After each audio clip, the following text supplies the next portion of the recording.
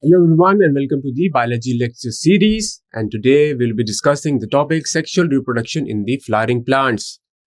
So this is the continuation of the previous lectures. So in the previous lecture, what we were discussing? So we were discussing about the pollination. Okay. So previously we were talking about the pollination, then we talked about the types of pollination. Okay. And then in this lecture we'll continue that topic, pollination. So in the previous lecture, I've told you that what is pollination? Pollination is the transfer of the pollen grains from the anther to the stigma. Okay, so pollination can be of three types. So in the last lecture, we were talking about autogamy. So autogamy is self-pollination. Here what happens? There is a transfer of the pollens, okay, from the anthers to the stigma of the same flower. Okay, here there is a stigma of, you can write the pistil, and this is happening within the same flower.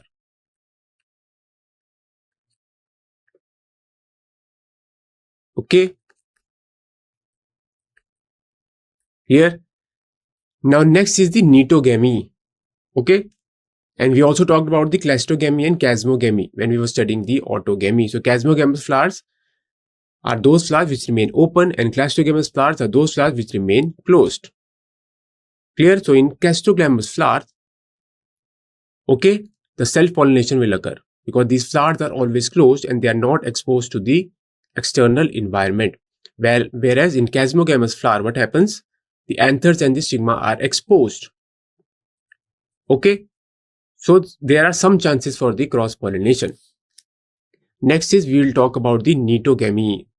So geitogamy is another type of pollination. Okay, so we are talking about here the types of pollination.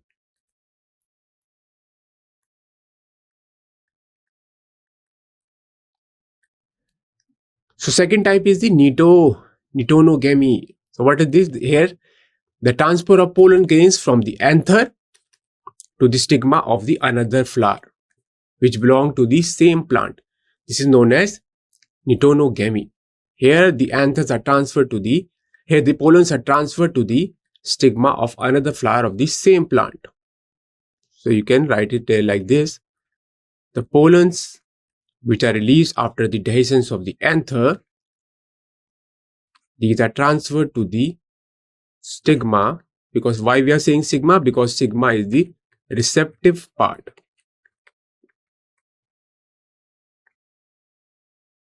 Stigma is the receptive part, and here the transfer is to another flower.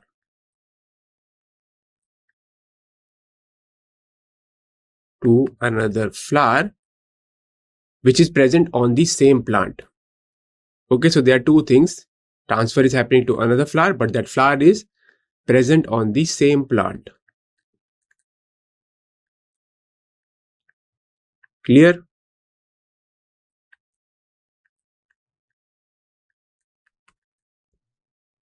Now this is known as nitonogamy. Now, although geitoogamy is functionally cross-pollination, so it is functionally cross-pollination involving the pollinating agent.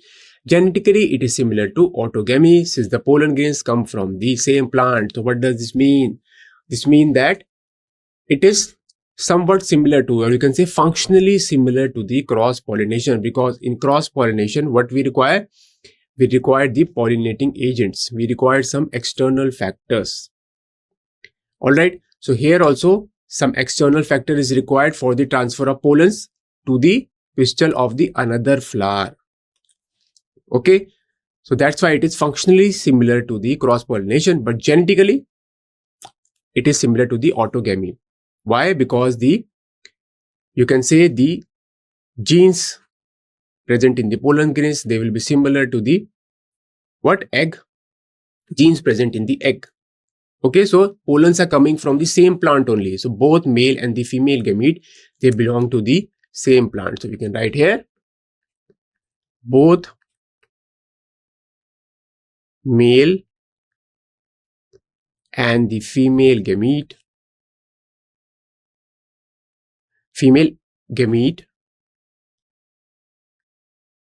they belong to same plant.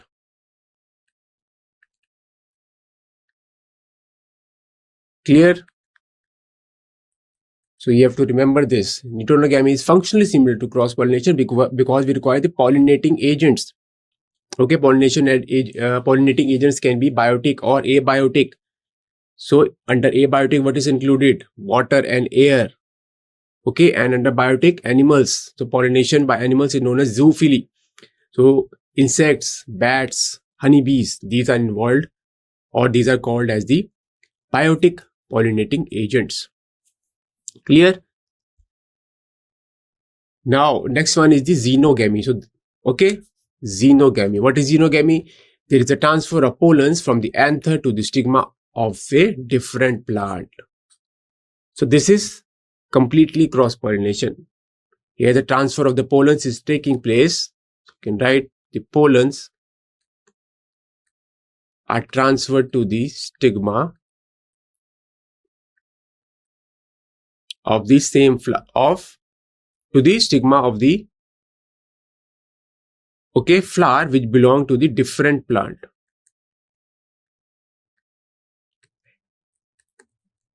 Okay, here the flower belong to different plant. Clear? The pollens are transferred to the stigma of the flower which belong to the. So here the genetics is different. So genetics will be different here. Genes are different, or genetics, or you can say genes. Here you can say genetic makeup. Genetic makeup. It will be different. Okay. Clear? Because here the transfer of the pollens is happening to the flower of the different plant. So different plant will have the different genetic makeup. Clear? So xenogamy occurs in, there is one example, sunflower. So in sunflower, okay, xenogamy is seen. Now let's move on. Now this is the only type of pollination which occurs during pollination, okay, which during pollination brings genetically different types of pollens to the stigma. Okay, so in xenogamy, what happens? The pollen grains, okay, and the XL, they have different genetic makeup. So we can say that in xenogamy, the genetically different types of pollens, okay, they land on the stigma. Clear? Next, let's talk about the agents of the pollination. Now they are divided into two categories, abiotic and the biotic. So under abiotic, what are the examples? Under abiotic, what are the examples of abiotic pollinators? Wind as well as the water. So I've told you, pollination by wind, this is known as anemophily.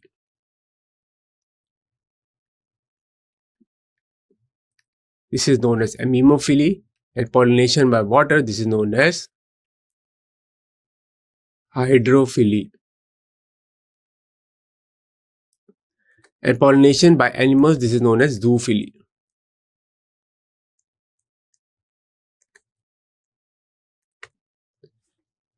Clear?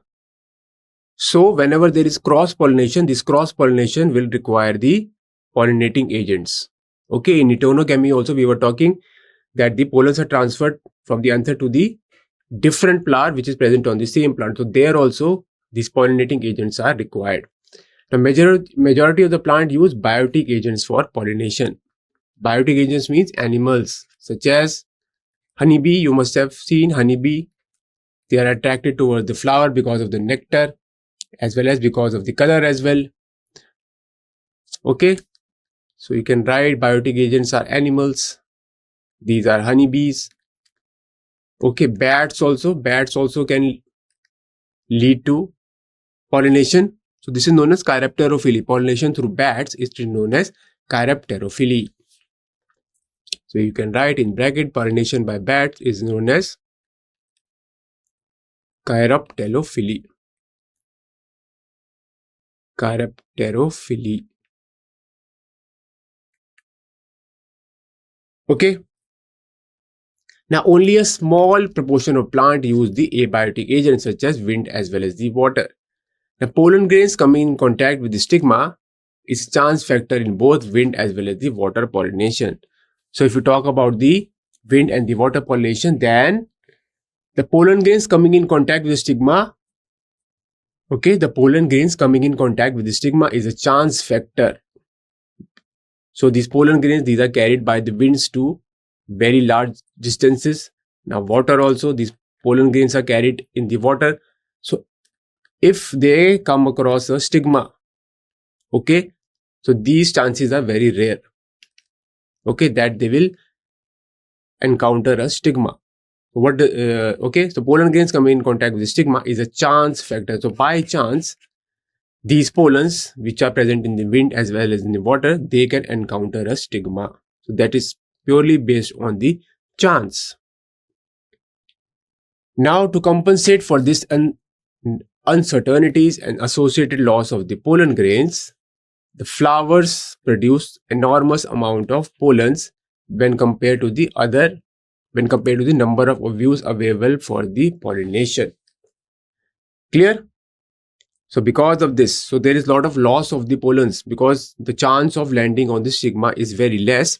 So that's why the pollens, they are produced in large quantities. They are produced in enormous quantities. Okay. Why? Because the chance of landing on the stigma is rare. Now, pollination by wind is more common among the abiotic pollinators. Clear? The pollination by wind is more common among the abiotic pollinators. So wind, there were two types of abiotic pollination, wind and water. Okay, among them, wind is the most common method. Now, wind pollination also requires that the pollen grains are light, non-sticky, so that they can be transported by the wind currents. Okay, so transportation of the pollens by wind required that the pollen should be very light. Then only they can travel by wind. Okay, and they should be non-sticky also. Clear? Now, they often possesses well-exposed stamens. Okay. What are stamens? Stamen consist of the filament as well as the anther. So, stamens are the male reproductive part, or you can say androecium. So, they often possess well-exposed stamens so that the pollens are easily dispersed into the wind current, and large, often feathery stigma to easily trap the airborne pollen grains. So these are the kind of the adaptations. The pollens is very light, okay, and then these stamens are very well exposed. Okay, so this is an advantage, the exposure of these stamens. So because of this, what will happen? The pollens after the rise of the anther can be carried out by the winds. Okay, the stamens should also be very well exposed. Then only the wind can carry the pollens. Clear? And the stigma, which is the part of the pistil, this should be feathery. Why it should be feathery? To capture the pollen grains. Clear? Which are floating in the air, which are flying in the air. Okay. So in this image you can see a wind pollinated plant showing compact inflorescence and well exposed stamens. Okay. Here you can see very compact inflorescence and anthers are quite exposed. Okay, so anthers are quite exposed. And the pistils, okay, the stigma part of the pistil, it is feathery to capture the pollen grains. Now, wind pollinated flowers often have a single ovule. This you have to remember. Wind pollinated flowers have single ovules in each ovary and numerous flowers packed into an inflorescence. Okay, they have compact inflorescence. What is inflorescence? It is the arrangement of flower on the main axis. So it is the arrangement of the flowers on the main axis.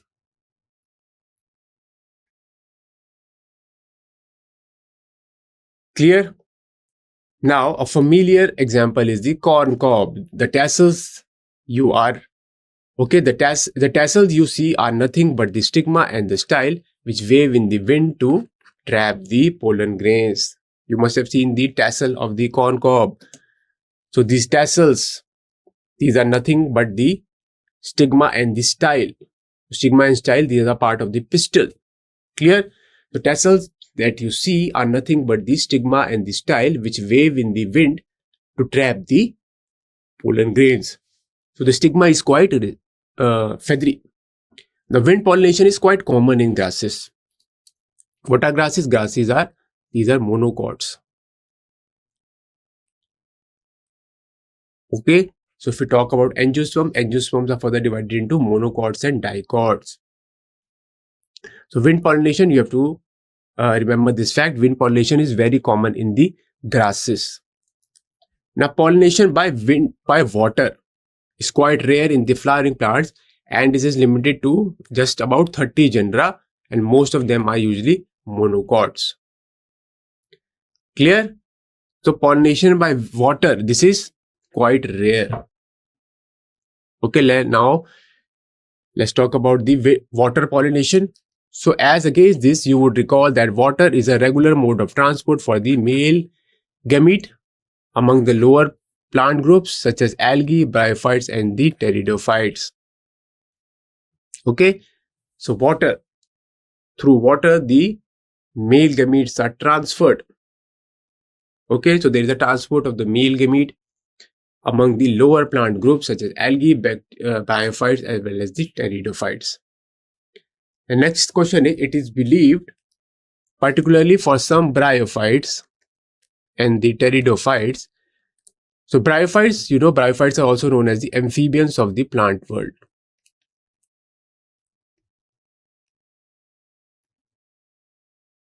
They are known as the amphibian of the plant world. Why bryophytes are known as the amphibian of the plant world? Because they require water for completing their life cycle, or they require water for the sexual reproduction. Similarly, pteridophytes also require water, okay, for the fertilization. Clear?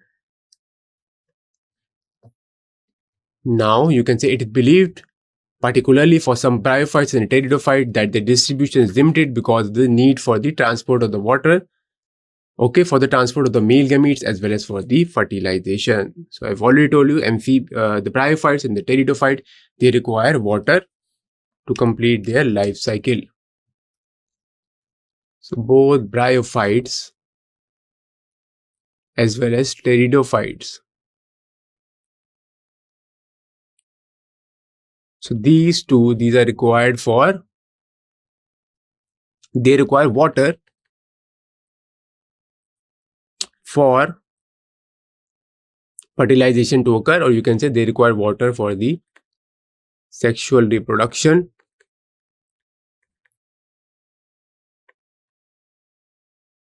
Okay, clear? Bryophytes, or you can say they require water. They require water to complete their life cycle.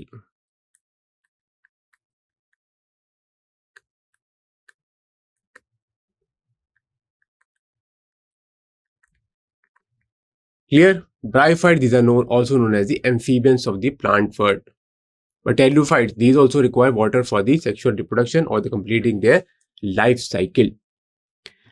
Now, some examples of water pollinated plants are Vallisneria and the hydrilla, which grow in fresh water, and several marine sea grasses such as Zostera. So Zostera also shows water, or you can say water pollination occurs in Vallisneria, hydrilla, as well as a marine sea grass known as Zoostera. Clear? Now, not all aquatic plants use water for the pollination. Okay, although, so it is not mandatory. If the plant is aquatic, it will use water as the source of the pollination. Okay, so in majority of the plants such as water hyacinth, okay, and water lily, the flowers emerge above the level of the water and are pollinated by insect or wind, as in most of the land plants. So you can see most of the aquatic plants, they don't use water for the pollination. Some plants such as water hyacinth and the water lily, so the flowers in these plants, they emerge on the surface.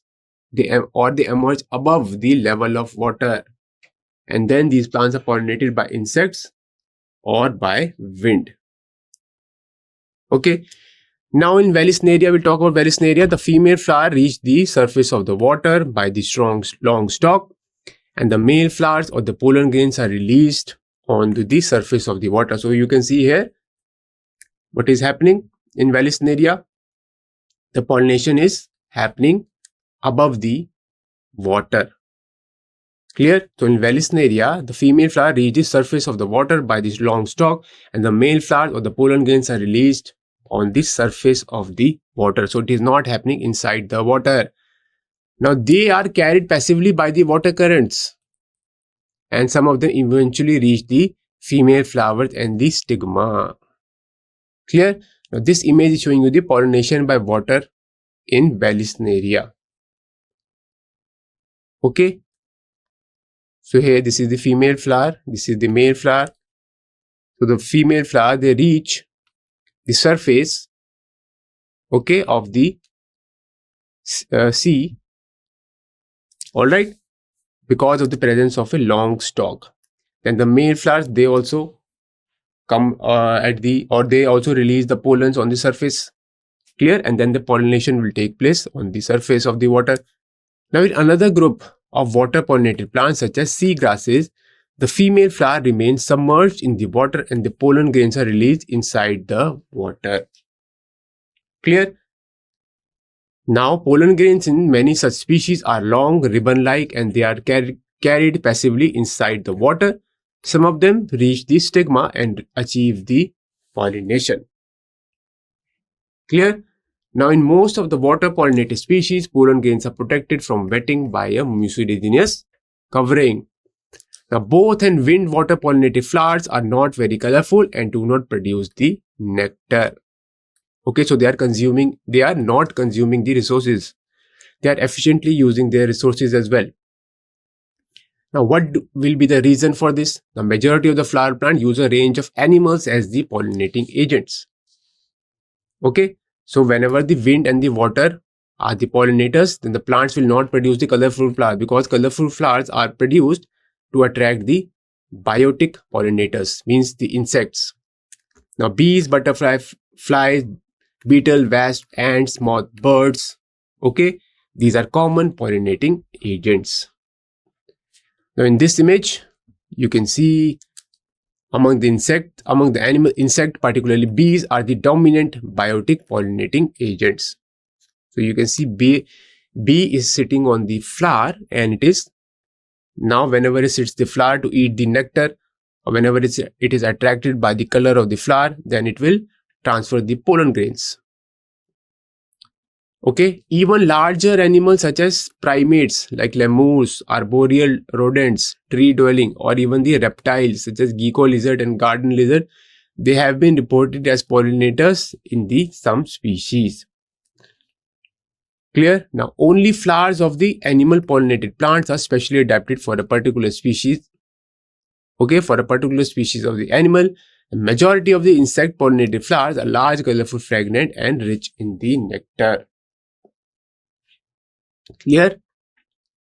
Now let's move on. Now when the flowers are small, the number of flowers are clustered into the inflorescence to make them conspicuous. So what was inflorescence? Inflorescence for the, you can say, cluster of the flowers or the arrangement of flowers on the main axis. Now, animals are attracted to the flower because of the color or because of the fragrance, or whenever they want to feed the nectar. Now the flowers, pollinated by flies, beetles create foul odors to attract these insects. Okay, the flower pollinated by these birds as well as the beetles, they produce foul odor to attract these animals. Now, to sustain animal visit, the flower has to produce rewards to the animal. Clear? Now, nectar and pollens are the usual floral rewards. What are the floral rewards? These are the nectar and the pollen grains. Now, for harvesting the reward from the flower, the animal visitor comes in contact with the anthers and the stigma.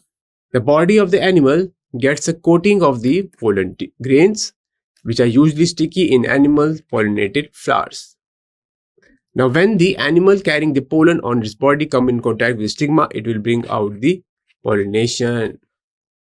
Okay, this is clear. The body of the animal gets a coating of the pollen grains. They are generally sticky and animal pollinated flowers. Now, let's move on. Now, in some species, floral rewards are in providing safe places to lay eggs. For example, that the tallest flower of the Amorphophallus, the flower itself is about 6 feet in height. A simple relationship exists between a species of the moth and the plant Yucca, where both species, moth and the plant, cannot complete their life cycle without each other. Clear? The moth deposited egg in the locule of the ovary. So we know that the ovary consists of the ovarian locule. So the moth, they deposit the egg in the locule of the ovary, and the flower in turn gets pollinated by the moth. Alright, the larvae of the moth come out of the eggs as the seeds start developing. Now, many insects may consume pollens or the nectar without bringing out the pollination. Such floral results are referred to as the pollen or the nectar robbers. So, pollens and the nectars, these are produced to attract the insect, and okay, when the insects are attracted towards the flower, then the pollination occurs. Clear? So, sometimes what happens, some insects, they just come and they consume the nectar as well as the pollen grains. Okay, but they don't transfer the pollens. So, such floral visits are referred to as pollen or nectar robbers. They are just utilizing this nectars and the pollens. They are just feeding themselves, but they are not transferring any pollens. Now, let's talk about outbreeding devices. The majority of the flowering plants produced hermaphrodite. Hermaphrodites means bisexual flower. They consist both of the male and the female reproductive organs. And the flowers and the pollen grains are likely to come in contact with the stigma of the same flower. Okay. So if the flowers are hermaphrodite, means they are bisexual. So I have already told you. So the chances are very high that it will undergo autogamy. Autogamy, also known as self-fertilization. Continued self-pollination results in the inbreeding depression. Okay, inbreeding depression can happen. So what will happen? So there is a loss of the genetic diversity due to this autogamy, because what is happening? The same genetic makeup, there is a fusion between the same genetic makeup. The pollen, which produces male gametes, these that are also of the same genetic makeup, and the egg also, that also has the same genetic makeup. So this will lead to the inbreeding depression. Alright, there will be a negative effect on the plant, because what is happening, same genetic material is being reproduced or replicated again and again. So this continued self-pollination can lead to the inbreeding depression. Clear? Now, flowering plants have developed many devices to discourage the self-pollination and to encourage the cross-pollination. Now, in some species, pollen release and stigma receptivity are not synchronized. Alright, so even if the plant is bisexual or hermaphrodite, then what will happen? There is no synchrony between the pollen release and the stigma receptivity. So for self-fertilization or self-pollination to take place, what is required? The pollen should be released at the same time, and the stigma should also be receptive at the same time. Okay, but what happens? If the pollen is released and the stigma is not receptive, then no pollination will occur. Okay, that pollens will not germinate.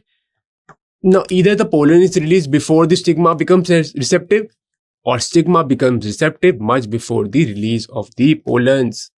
Okay, so there is no synchrony. So this will promote what? This will promote cross-pollination.